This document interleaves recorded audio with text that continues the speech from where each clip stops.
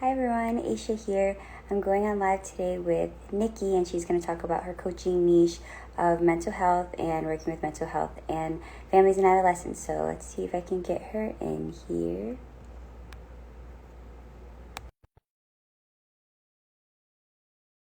Okay, sent her the invite. I'm going to wait for her to join now.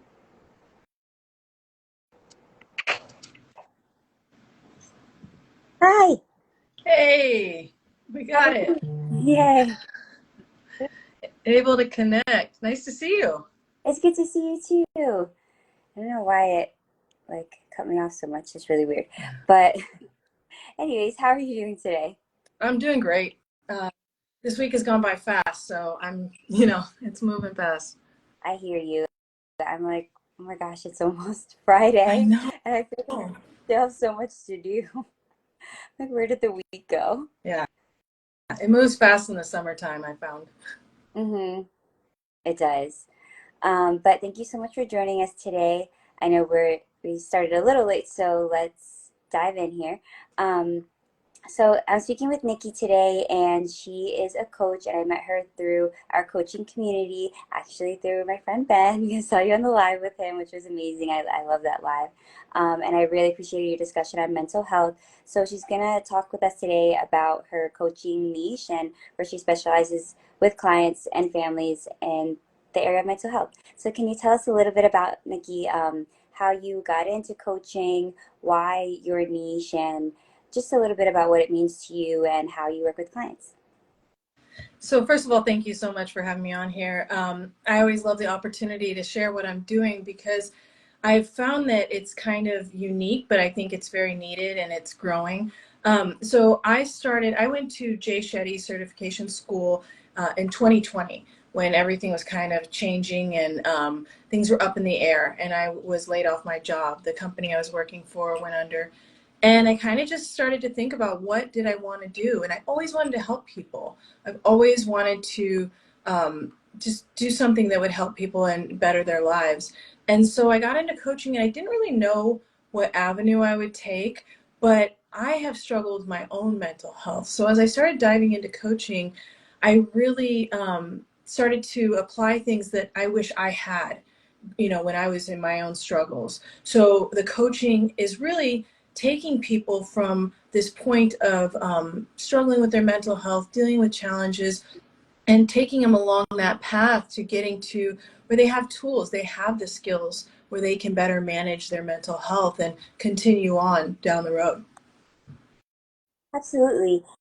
And I hear you on how our self journeys and paths through life can lead us to wanting to help others and take our experiences and apply it to how we can best serve others and the broader community. So I really appreciate you sharing a bit about your background and just how you got into coaching. So, what is your ideal client to work with in this in your population? So I have two avenues that I work down. The first, and what I find to be most needed, is families who have a child struggling with their mental health. Because right now, there's a lot of, and specifically teens, there's a lot of kids that are going through their adolescence, going through their teens, and they are coming off of the pandemic. They, dealt with that, and so it's hard to rebound after that. And a lot of children are struggling, and they don't have the language to communicate, and parents don't have that as well. They're not equipped. So what I do is I work with both sides. I work with the parents to help them better understand and become an advocate for their child's mental health and just offer that support. And then I work with the child so they can better understand, so they can equip themselves with the tools. And there's a more open line of communication now because everyone's on the same page. Everyone can be more empathetic of what they're going through, because I think right now it's a lot of kids saying my parents don't understand what I'm going through, they don't get it, they weren't dealing with these things when they were younger, they don't not on social media the same. So kids are feeling that way and misunderstood, where parents are like, this kid isn't doing anything. We've tried everything. They're kind of at their wits' end. And so this is something not as typical. A lot of people think that their immediate step should be to see a psychiatrist or see a therapist. And what I found through my own experience is while those avenues are great, they don't fit everyone. Mm-hmm. And I really thrived once I had goal based therapy, things where I could get tangible tools, ways that I could walk away and say, oh, if I use that, it can help me. Before, when I went to talk therapy, it was a lot of focus was on my past, the traumas that I faced as a child, which I get, I understand, but I'm forward thinking. I'm like, how can I move forward with this? And that's what I found has really helped. Especially, I think it resonates with the younger generations because they're in a position of it's understandable what they went through, and it may not be considered as traumatic, Mm-hmm. but the pandemic is still wearing on them. Social media is just pulling a lot of kids down. So it's really that's the between the two, the parents and the child. The other group of people that I work with separately are young athletes because I played sports all my life, but I played basketball in college. I played at Washington State, and so again, why coaching really resonates with me because I was coached my whole life. Um, but young athletes too are feeling the pressure of being in these sports, trying to get seen, trying to get a scholarship, trying to get name and likeness. There's just a lot of pressures out there that these athletes are feeling. So it's helping them kind of just put everything in its right place. So when they get out on the playing field or the court, they're able to have that strong mindset that helps them perform at their best level. Absolutely. And my sister, actually all of my family were very athletic, but my sister did running. She was doing track and field and cross country throughout high school and throughout college, and actually was right there where she had to decide if she's going to go to the Olympic level or, Wow.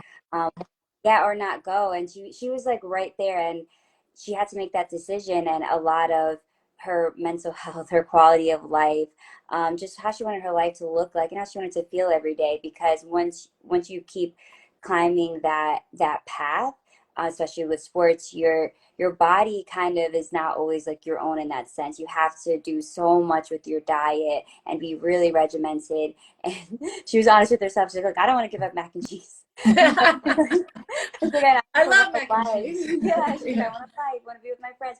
So many things. So I can't imagine the pressure that young athletes have, having to balance everything, a social life, family, just even just trying to be a regular college student. It must really take a toll. Well, and everything is really highlighted by social media. So, like when I was growing up, if I had a bad game, I mean, my friends or whatever would hear about it, but nothing much more.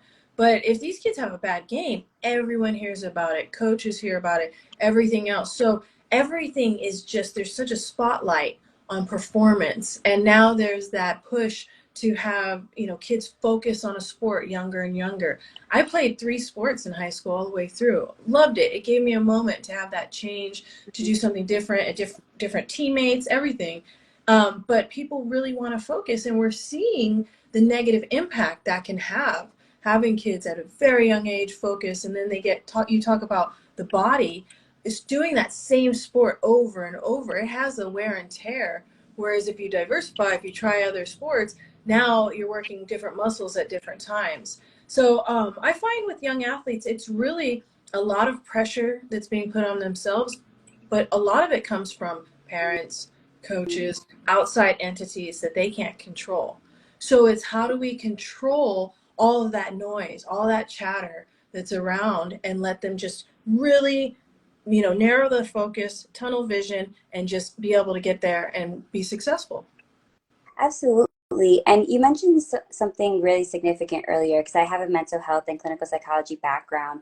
So I really hear you when you and other people reflect on their therapy experience, and as like they say, like, oh, they were focusing on my past, and that's fine. We do have to get to the underlying issue to address what's happening now. But what if you're past certain things and you're ready to like focus on the now? And a lot of people don't realize the different theoretical orientations of psychology and therapy too. And in thinking about like psychodynamic, CBT, humanistic, you also mentioned about coaching and having practical skills that you can implement now. And I feel like taking the best of both worlds is so helpful. Mhm. So can you tell us a little bit about, like, as you're working with families and trying to bridge this gap of identifying what these students are going through, what adolescents are experiencing in general. It's kind of like they're mini adults, like they're not quite there Yeah. yet, like to be adults have responsibility, but they're not little children, so they have a certain level of responsibility and accountability, but their world that they're navigating is just there's a lot of turmoil in it, and I think a lot of adults really don't give it the credit that it's due. So what would you suggest on how to bridge that gap of what parents can understand and even questions that they can ask their kid other than how was school? Yeah. Good. Did you do your homework? Good. Yes, good. Like Right. what's being said here. But yet they're Yeah. experiencing like a world of just pain, and even like from their other peers too. They're listening to their stories. Social media amplifies everything. So Hmm. what would you suggest, and what do you feel like can help navigate along this process? I think there's two things. One, slow down because we're all moving so fast and we're all, multitasking, doing, I'm guilty. I have a 7-year-old, I'm guilty of it. And there's times where I have to consciously stop, you Mm-hmm. know, be attentive to what he's saying because even at 7, what he's saying has value. He believes it, and I should as well. I should respect that. So even at a young age, I think it's starting to instill those communication, uh, I guess, tools or ability to have that communication and open it up because what happens is, so 7, we're having this communication, but by 16, if we haven't put that into place, well, now he's not going to talk to me at all. So it's growing with the child and understanding them. So slowing down to really pay attention to them and see what's happening in their life. And then again, empathy. I think with information, with just opening up and being open to learning new things and not thinking that you know everything just because you're the parent allows the child to see that their parent isn't the enemy. And because that's what starts to happen is my parent doesn't understand me. How many times have we heard that? Parents just don't understand. But if we slow down enough and have those conversations with them, then both sides can see there's a willingness to try. Because if you're not willing to make an effort, well, then there's no point. I told some of my clients that, the parents come in very ready to do something because they feel like they've hit this wall of, we need to do something. The kids sometimes come in a little bit not as ready. They're dragging their feet a little bit. Why am I here? Mm-hmm. But once we get them going, it's understanding that they have value in what they have to say. And I just think that that's so important because a lot of kids feel unheard. And that's why they do turn to social media because that's their outlet rather than at home. That's so interesting that you say that, because I spent a lot of my time working with youth in different settings, and the population that I worked with had very severe trauma, and they would come to me. I would sit, or they would sit. I would listen to them. They would talk, and they would after that they would do whatever they needed to do. And I remember other people on my team asking me, how did you do that? And I'm like, how did I listen Yeah. and just like listen to them and not overreact and get mad that just because they come in an attitude or angry, and they're taking it out on me. But it's so important to not take that personal and see beyond that, see beyond the behavior, as a lot of people like to identify it as, and no, like clearly it's not about me. They just came in. I know I didn't do anything. Yeah. So why would I Yeah. do that? Yeah. It's being curious, like, what's going on? Like, what happened today? Yeah. Why are you feeling that And way? sometimes people, if you do kind of invest in that conversation, they're almost caught off guard Mhm. because of that way we're moving through life of, most people are having a conversation, but they're also looking at their phone, or they're having a conversation and they're looking at their watch or where they have to be next. They're not present. And so those mindfulness practices that I, instill in both the parents and the child allow them to, again, slow down, pay attention, be in the moment. And that's where you can have successful conversations. Mhm. Absolutely. I agree. And even with each other, like having certain friends or people in your life where they have very strict time boundaries, and like let's say like when you hang out with them, it's a strict 2 hours. It's almost like a meeting, and Yeah. looking down at their watch, looking at the time, and your mind is already leaving because you know that their mind isn't present. And Yeah. I feel like now thinking about that with youth and even with children, it's so important. Like I feel like maybe different generations. I feel like the new generation is getting a little better of new generation of parents as far as listening to your kid. And even Mhm. if they're 5 years old, 6 years old, they still do have a point of view and they have a voice if you let them use it. And instead of just saying like, no, we're not doing that. Why? Because we're not doing that. Like, well, Right. they're curious. They're trying to learn, they're trying to be like they're trying to see the reason why and understand and just like develop that relationship with them. I feel like it's so significant. It really is Yeah. important.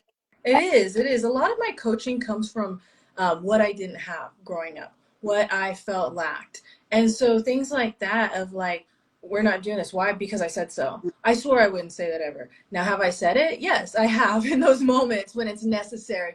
But I do take the time to try to, when there is that right moment, explain why. Mm-hmm. Because that's all that matters is why. I saw my dad recently and he's like, yeah, you used to ask so many questions. And I'm like, well, why didn't you answer? Like, and he admitted, he said, I was overwhelmed with trying to find that information.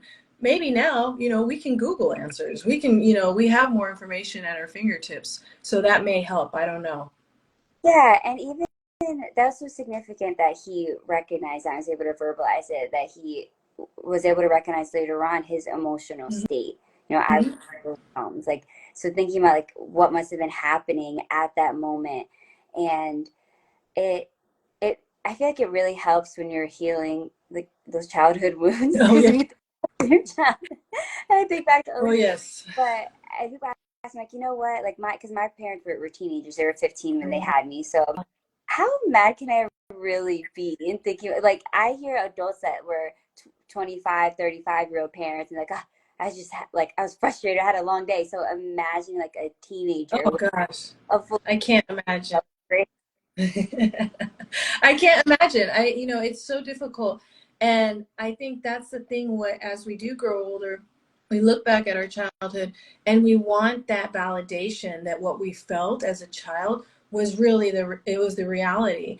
And so hearing that from my father, it kind of like a little wound closed up a little bit of like, yes, I did ask. I wanted to know. I was this like kid who just wanted to know so much.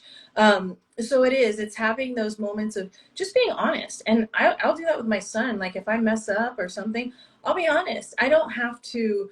I think for a long time, parents felt like there had to be this division. We're up here and you're down here because you're a kid. But it doesn't have to be that way. But you're also not their best friend. Now, that's a difference. So we saw that generation of what happened with that, where a lot of people tried to be their kid's best friend.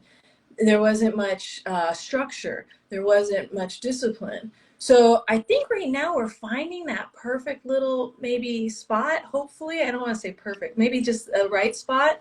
Um, but it's that balance of where did we come from and where are we going? Absolutely. They just you mentioned that generation of parents just thinking about like lack of boundaries probably and just all the things that can happen with that. Yeah. I have to remember that boundaries equal love. We do need that. So, Yes. um, but in like going through your own self healing and self discovery, I know you mentioned earlier like coming from your own background of mental health. What has that been like for you? Just going back, healing those wounds, exploring, and even seeing how certain things come up for you in your journey of being a parent. I think so. My personal journey has led me to be the coach I am.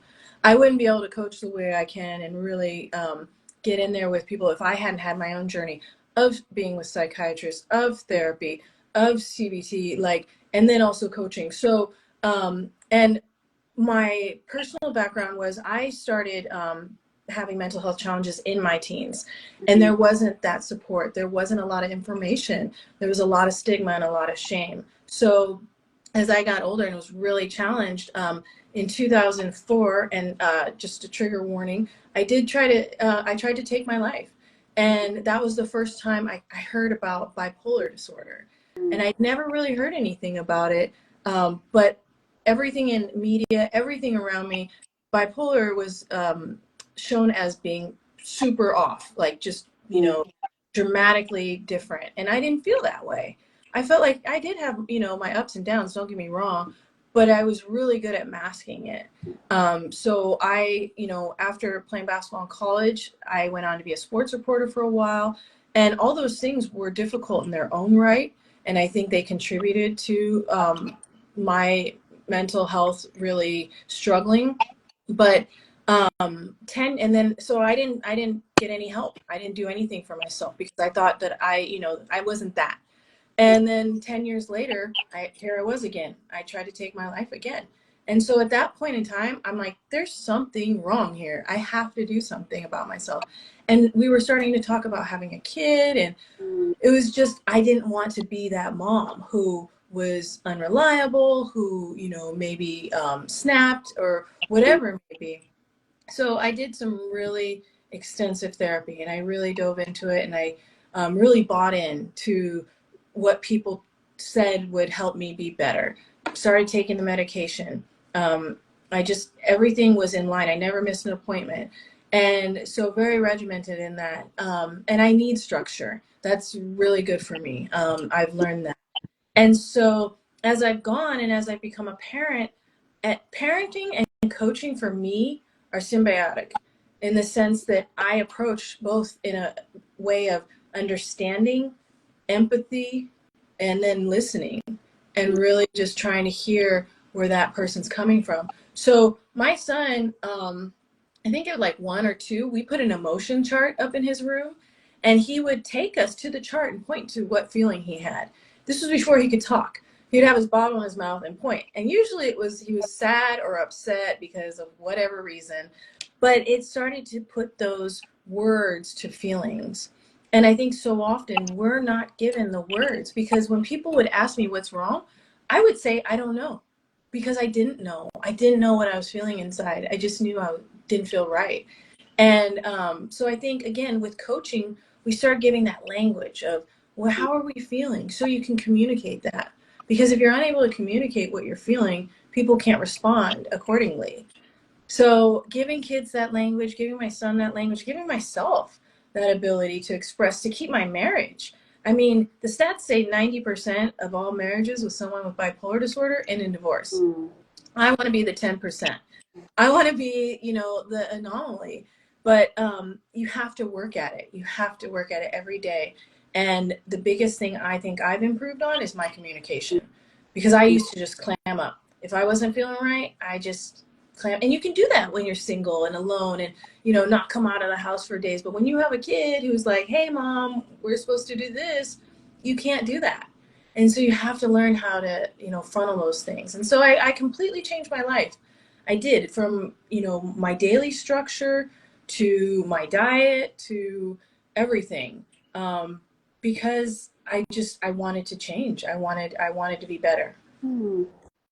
Thank you so much for sharing that. It's such a powerful message of what it looks like when you pour into yourself and show yourself that self love and are willing to do that hard work of like that deep inner work, healing and everything, like how it can translate and the long journey that it can, like where it can start to where it leads, which is being a better parent. And I think that's ultimately a lot of our goals, deep like desires Yeah, and aspiration is to not pass on this yeah, trauma, not pass on this trauma to the next generation. And I think so many of us like desperately want that. And hearing how you have the feelings wheel in your son's room, like that's amazing. I love that. I know my sister is. She's really, really great at teaching my nephew emotional intelligence, and hmm, sometimes better than me. Like he's so aware. He's I so know. really clearly is not afraid to do it, and it truly like gives me hope for the next generation. I'm like, oh, thank God it Yeah, stops, it's stopping. yeah. Stopping at a And certain. especially, you know, of course, girls, but I think for so long, boys weren't allowed to feel. And having a boy, I think it especially made me want to, you know, instill that in him. I'm not saying you know, one is different than the other, but I think for a long time, society didn't allow boys to have those feelings, to cry, to be emotional. And so, you know, seeing grown men now being able to have those emotions. You look at athletes or different people who are able to express their emotions. It's a different time, and I think it's a wonderful opportunity for us to really capitalize on that movement. Absolutely. It's not talked about enough. The emotions, like not just emotions, but the permission to feel and Mhm. express an emotion. And I think a lot of people get thrown off because when men go to express an emotion or say how they feel, they say, I feel angry, or they feel Mhm. their anger, and everyone gets nervous because it's just the natural like physicality of a man. But what if they're not being aggressive? They just feel angry, and Right. that is a common emotion that a lot of men feel. And I feel like if we bring more awareness and start from the time they're younger, like we wouldn't have these emotionally unavailable people and then getting into relationships and then affecting other people. It's like at some point, we have to stop the bleeding. And I feel like having these conversations really does help, and vulnerability does really bridge that gap. So I really appreciate you bringing that up, and just like highlighting these significant points in your life. Yeah, for sure. Again, it's just having those conversations, even this conversation right now, it's just, I think the more we talk about it, the more ideas come out of it. Mhm. And it's really helpful. Yeah, absolutely. And even talking about your journey with mental health, I feel like a lot of people still don't realize how many Oh, people yeah. struggle with mental health issues. Just Yeah. a wide variety. Like if someone will, say the word depression, like some depending on what room you're in, they get nervous. So like, what do you mean? Like I thought you were Yeah. happy, and it's like I am happy, You're right. but I can also like go through periods of that depending on what happened in your life. I mean, people go through divorces, lose loved Yeah. ones, loss of job, so many different life transitions, and a lot of times that it can sometimes it happens all at once, but it does change your body chemistry. Oh, And yeah. it's okay to say that. It's okay to feel that. And it's also, I really do want to normalize the conversation of expressing it, sharing that, hey, I have anxiety or depression. And, it's not to say that you'll always have that. I think that's another misconception. Yes. Yeah. It doesn't, I'm not stamped with this forever. It's Hmm. oftentimes it's just a time period. It's just a difficult time, and you just need other things to like get you out, and support. I feel like community is Hmm. one of the best sources of medicine. I truly do feel that way. I agree. I agree, and I think that's what we're losing right now with social media and everything. We don't have actual community that we can engage with in person, Mhm. and have those moments. But for myself, like I did have a difficult childhood growing up. I did deal with a lot of trauma, and the timeline from my last hospitalization, so it'll be 10 years in December. The first several years was me figuring out me, and also re-navigating like this world now medicated, because my whole thought process changed. Everything, the side effects, everything changed. And so the first, like, gosh, 3 or 4 years was me figuring out my new reality and listening to my psychiatrist every time she was like, it's gonna get better, because you don't, it's difficult at first. Um, but I was able to, once I started sharing my story with people after I got more confident, more comfortable, I did find so many people like, oh my gosh, my aunt has bipolar. Oh, my cousin is suffering from depression. People would open up, which made me realize how many people are struggling in Mhm. silence. And so I think that's the thing with, my story is that as I just started to open up and everything, I was like, well, I can create something that I didn't have and that I wish I had. And what was that turning point? Well, that turning point was about 17 or 18 for me. So let me target that audience and see if we can really work on that. And then it's just expanded from there. But it is, a lot of the what I deal with is a lot of situational. Mhm. It's they're struggling for this time period, or they're struggling because something, like you said, divorce, death, all those things that really impact us. And we're not born with the tools and skills that we need to get through traumatic situations. So that's what I try to instill is, as we're going through this situational thing, if they need to go to a psychiatrist and get medication, totally. I tell them, I have different ones to refer to. But if it's something where it's completely situational, let's talk about, how we can get through this. and how we can navigate it and what works best for you and your toolbox. Yeah, absolutely. And I really appreciate you bringing up medication because a lot of people don't realize the option of medication management. And again, just because you're on medication at one point doesn't mean you'll be on it forever. And Mm-hmm. oftentimes, when you speak with your doctor, they'll say, we'll start you on it, see how it goes, and you may not need it Mm-hmm. after 3 months, 6 months, whatever the case is. Because what to highlight what you said, it's situational. And Mm-hmm. that's oftentimes true, like 100% true. It's life. Life isn't gonna Yeah. be all the highs all the time. Yeah. And it just goes everywhere. So sometimes you do need a little help to just get back up. I know when I was speaking with a psychiatrist and they initially they offered medication at first. I was like, no, I want to do holistic. And I did, and it did work for a while. And after a while it was getting a little out of hand. So I did try the medication and it did work for a little bit and eventually like I didn't need it. And Mm-hmm. routine helps, changing diet helps, going to the gym consistently helps. So it's just about what works for you and listening to your body. And also if you're helping like a teen or someone else in your family, listen to Mm-hmm. them. Let them tell you what is working for them. Like, hey, yes, this is helping me. No, this is not helping me. This helped me for a little bit. Now it's not. So that's so important. So I Yeah. like that you said that. And I do have some people that I work in collaboration where they do have a psychiatrist and we work Mhm. together because they do want, and this is something also, so just medication, like you said, just medication alone isn't a cure all, in a pill, what I found. Because that's what the mistake I'd make is I take medication for a little bit. And I'm like, this isn't really working. The side effects suck, but I wasn't doing it the way it should have been done. Like I would just go off or but like for me, I have been on the same medication regimen for a while now, and it works. My body's used to it. I can establish that. But I have had clients where they're like, no, I don't feel like doing that anymore. I'm like, okay, let's talk to your psychiatrist. Let's figure this out because it can be where they do need to do both, where they want the skills, they want to be able to do that, but also with medication because when that medication, if it does go away, well, they still need the tools Mm. because who knows, life doesn't just one time you have a bad event, it doesn't just stay good for the we have events all through our life, and as we change, as our body chemistry change, as you mentioned, that also has an impact on how we take in trauma or how we manage through those difficult times. It's so true. It's so true. And even talking about how like our genetic makeup it starts to change. There's statistics and evidence saying like when you graduate high school, your personality changes. When you get married, personality changes. When you get divorced, when you leave a long relationship, your personality changes. Mm-hmm. So why wouldn't we need these aids and help to like just guide us through that transition? It's so important.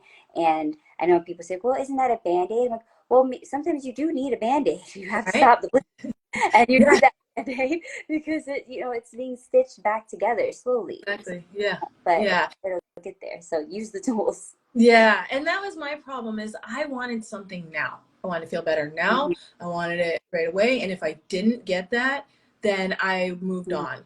And maybe that's like that, the athlete or overachiever in me, because I was used to getting results immediately when I would apply myself to something.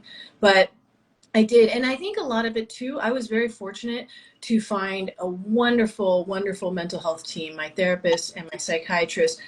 They both are amazing women who I trusted, and that's the thing, you have to trust who's helping you, that what they're saying is right. Because at first when I was doing the medication and everything, I'm like, wait a minute, because you're not experiencing the mania anymore, and because you're not experiencing severe depression, those are things that I was used to, my lenses for life, I would see through those lenses, and I didn't have them anymore. And so then life became really boring. And I was like, wait, this is reality. But it got better because I, worked through it. And so what I always offer people is it may, not happen in a week. It may not happen in 2 weeks. It may not happen in a month where you start feeling better. It may not even happen in a couple, like, a year. So it's just if you have that drive that you want to feel better and knowing that it's possible, because that's a lot of times people just think that they're stuck feeling that way, and that's the way it's going to be for the rest of their life. So why try anything? Because this is just the way it is. And I've always liked to push the boundaries and prove people wrong. So I'm like, well, I can feel better. I'm going to feel better. And it's tough. And so that's when I talk to people, my clients, it's, there is possibility for joy again. There is possibility to have normal functioning and to be able to be, your true authentic self. Because a lot of times that's what they need to hear, is that it's possible, and that if you just buy in, then you're able to do this. So I feel like, again, it's about creating that trust, that they know. And I think knowing that I have been through it myself Mm-hmm. really helps, because I'm not just speaking about it. I'm not just throwing things out there and seeing what sticks. Literally, we're doing things that have helped me too. Yeah. Absolutely. And I really appreciate you bringing up your experience, even the experience of suicidality or attempts of taking your life, because that's another thing that a lot of people are like, no, it's dark, let's not talk about that. But just because you don't talk about it, it doesn't mean that it doesn't exist. And it's Yeah. actually way more common than people think. Many of us feel that way. I know when I have been in pits of like hopelessness, helplessness, just feeling down, like you said, just feeling like this will never get better, like there's no way. And Mm-hmm. keep that cycle of negativity and feeding that reality of it will never get better, you do slip into that mindset. Mm-hmm. And being in that mindset, it's very debilitating, and you don't know if you can get out. But like you said, opting into the idea of it can get better. Yeah. What can I do? Like going from a place of like feeling hopeless, like what are my options? Well, not being on earth is an option. And kind of just looking at it as like, because I have a like logical brain, and sometimes like I that's exactly how I look at it. I'm like, what are my options? Well, option Right. C, like you said, get alleviation like that.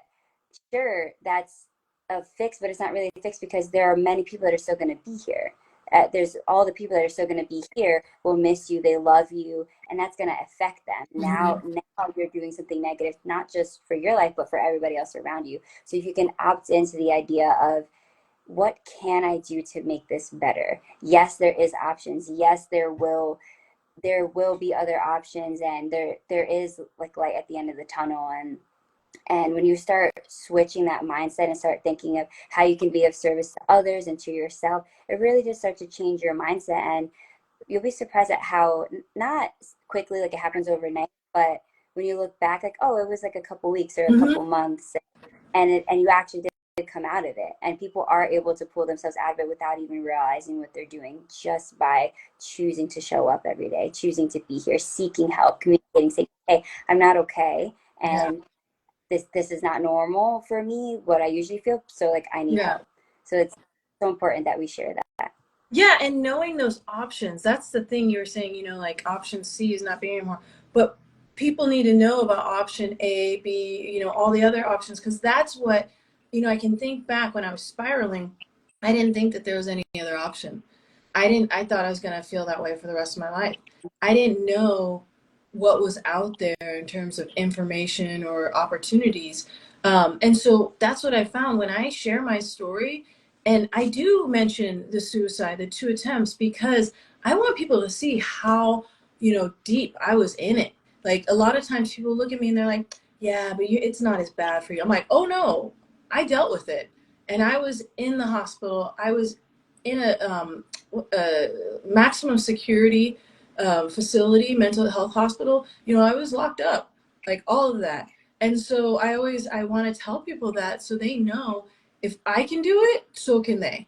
And I think that's the biggest thing, is to just show, because a lot of people, again, can talk the game, and sometimes that works, sometimes it doesn't. But I've really found through sharing my story, it just kind of gives people hope. And again, we're getting more information out there for people that, maybe it's situational, maybe it's long term, but I need medication. Maybe it's, there's so many possibilities, not just one path. And that's what got me stuck, feeling very hopeless, is that I couldn't turn off this road I was on, and that road was terrible. Absolutely. And I'm a firm believer in by us sharing our stories and seeing our vulnerability as superpowers, it truly does make an impact on others, and others can see themselves in our experiences, in our stories. And it's like we're holding up a mirror and say, like, you're not alone. You're not the only one that feels this way.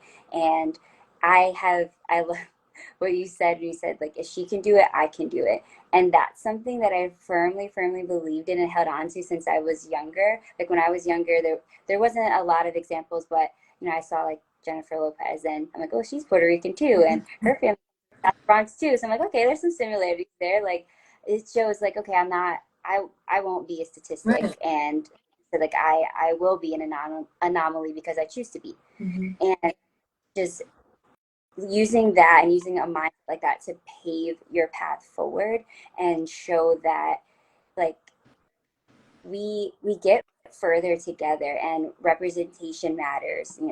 Leaning on your community matters. Looking at someone like, oh well, she comes from the same town I do, or she experienced something similar than I did, so that means like there's hope for me. And it's so important. And I feel like by us looking at other stories, us sharing our stories, like we really do just start with that like tiny drop, and then it's a ripple effect, and we just have to keep going with that. Yeah, and I like how you brought up too the like different minority communities, because a lot of times, historically minorities haven't been, they don't get the mental health attention that they need. And so that's specifically too why, like, as a Black woman, I really try to, talk to Black communities, other minority communities, just of like, we too can get help. And, there's free options if people don't have insurance. There's, I speak with and I teach with NAMI, the National Alliance on Mental Illness. They have free educational programs that people I didn't know about, and I discovered them, and that's what led me to volunteer with them. So there are so many opportunities, especially for people who think that they don't have the means to get help. Mhm. Absolutely. There is so many options and free options for therapy, and even specialized therapy like domestic violence, sexual assault. If you go and just go to those centers, or call the hotline, like there is options, and there's free options too for those who need that. So I'm so glad that you brought that up. That's such a fantastic resource to know. We're coming up on the end of our live here. Is there anything else that you want to share with everyone, or about your coaching, your journey, or just whatever you want to say to them? The floor is yours. I just want people to know that there's options, and it all starts with communication and information. And that's truly my goal as a coach, as a speaker, as an educator, to share information and help people. Because if maybe I'm not the right resource for coaching, but maybe I can give you a better resource, or someone else can. But the first thing is that we just need to raise our hand and say, I need help. And it can Mm-hmm. be as simple as that. You don't have to say what you need help with or why or whatever else. Just, I need help. And then that starts that first step towards, hopefully getting that help you need to feel better. And that's where I started. So I just say that people raise your hand and say you need help. And then in terms of my coaching, if you're a family that is struggling and really you don't know how to communicate or how to help your child, especially your teen, come to Healing Minds, because I'm able to bridge that gap of communication. I'm able to help your child, especially going off to college, to have those tools that they need, and then help the parents feel better about their home life. Absolutely. And one last little nugget while we have a few minutes here. We mentioned the Latino and the Black and African American community, and also even though I feel like we made great strides in mental health awareness and even receiving help, making it more normal, having the conversation. What would you say to our community?